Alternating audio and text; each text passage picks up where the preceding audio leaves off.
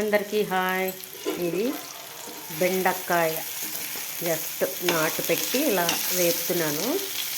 దీనిలో సాల్ట్ వేసి just గుత్తులా cut చేసి వేపుతున్నాను. దీనిలో ఇప్పుడు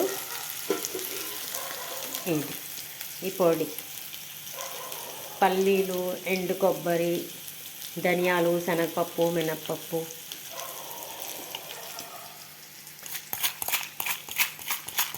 ఇంకా ధనియాలు, కొబ్బరి, శనగపప్పు, మినపప్పు, ఎండుమిర్చి, సాల్ట్ అన్నీ వేసి ఇది పొడి కొట్టేసి మిక్సీ చేసేసి పొడిని ఈ బెండకాయల్లో ఇలా స్ప్రింకిల్ చేసేస్తాను.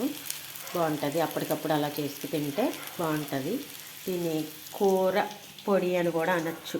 బాగుంటుంది. అన్నిట్లోకి వంకాయకి వాడుకోవచ్చు, దొండకాయ ఉడకబెట్టుకుని చేసుకుని దానికి వాడుకోవచ్చు, క్యాప్సికమ్కి వాడుకోవచ్చు. భలే బాగుంటుంది. మీరు కూడా ట్రై చేయండి. కూర పొడి.